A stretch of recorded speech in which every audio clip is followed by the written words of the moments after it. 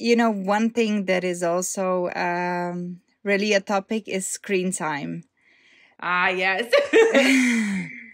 So how do you manage the screen time with your children? How do you limit the screen time? That is such a good question and a hot topic right now.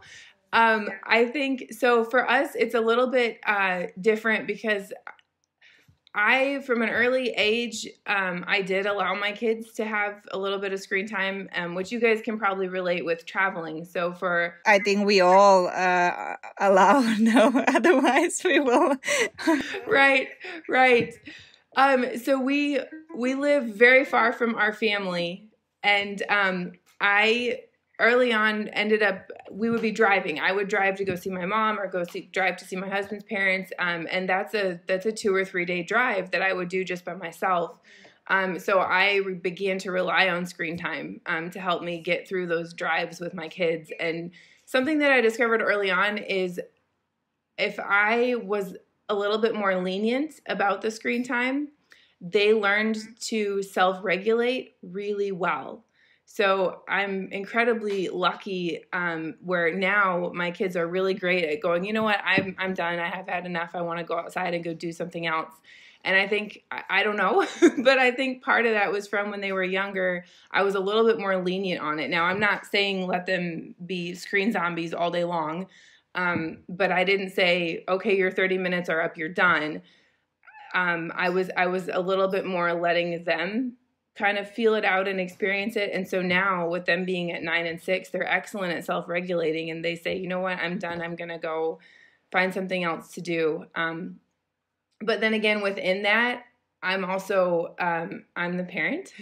And when I say your time is up, your time is up. And I don't tolerate, whining or griping or pushback or things like that. So there's kind of a two parts to that answer. Is I limit it through the boundaries that they have self set up from the time that they were younger by, it's kind of like if something is forbidden, then that's all we're going to think about, right? That's all we're going to think about. That's all that we're going to crave. It's all we're going to want. So when I say, okay, you can have this, and I'm going to let you know, kind of like with sugar. Like if you give a kid an entire plate of cookies, they might eat that one plate of cookies one time, and then they're going to get a stomach ache and they'll be miserable.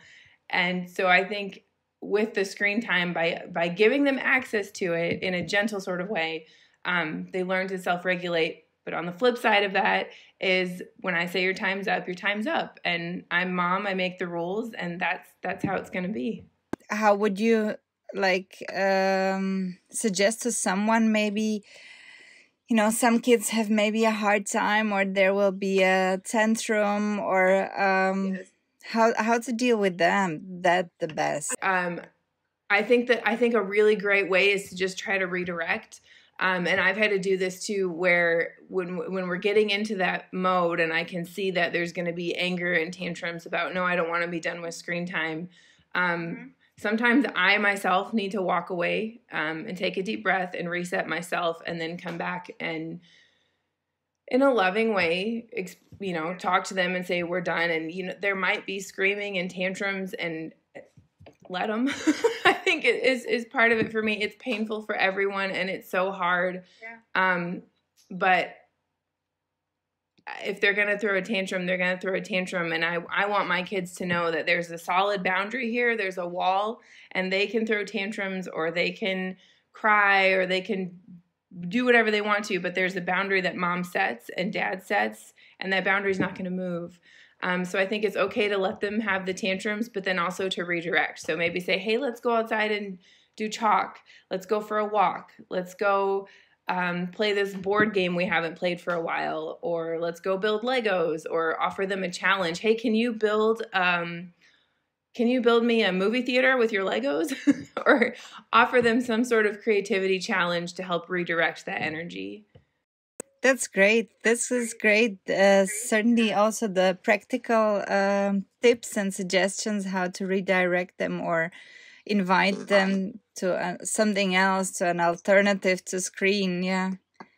Yeah, if it can be hard. I mean, I won't deny that. It can be a very hard thing, especially now when we're all spending a lot more time inside. Yeah. we homeschool, but that doesn't mean we stay at home. But now with the having to stay at home, it's definitely something that's become more of an issue.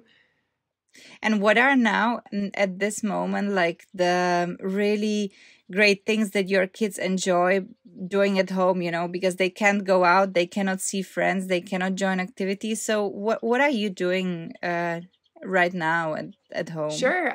So we're really lucky that our daily routine for homeschool hasn't changed, because that's something we've been doing from the very beginning. So we're plowing along with our regular homeschool routine.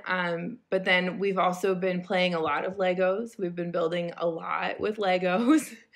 And a lot of arts and crafts. That's one thing we have sort of taken advantage of all of the free art videos and art classes that have been gifted by teachers that are on Facebook Live or they're online. So we've been doing a lot more art than we usually do. So we have lots of paintings and crayon drawings, and I've just given them scissors and tape and construction paper and let them go.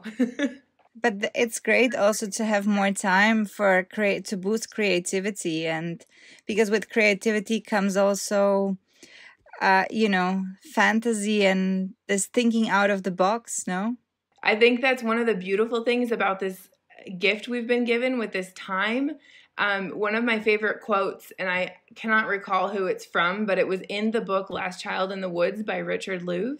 It talks about the gift of unstructured dream time. So that's what we've been given in this time right now, is we've been given this gift of this unstructured time that it's okay to not fill up. I think as moms, especially with moms and families and dads, if our situation has changed, we feel obligated to keep our kids busy between 9 a.m. and 3 p.m. or in the evening hours. We feel like it's our job to entertain them and keep them busy. And I think that's only a half truth. There's incredible value in boredom, and there's incredible value in just unstructured time, because boredom is the breeding ground for creativity. So I think it's kind of important to let them get a little bit bored, and that's the gift of this time right now, is for all of us to tap into that creativity because we're bored. Yes. Yes, that's maybe also not bad when kids are a little bored, not to immediately give them screen time. Yes, yes, absolutely. It's so easy to say yes because it's right there, and we're probably just as guilty as reaching for our phones when we're bored. I think that for all of us, not just for our kids, but for us as well, like think about reaching, and I'm preaching to myself here. Think about reaching for a book, you know, pick up that pile of books you've been wanting to work through, and then do the same thing for your kids, rather than saying, yeah, go ahead and get on, you know, just give them that time and they'll figure something out. Thank you very much, Nichole, for all your valuable tips and all the great insights. Oh, thank you so much for having me. I hope that it's helpful, and I'm always here to talk. If anyone wants to talk about homeschooling, I'm more than happy to.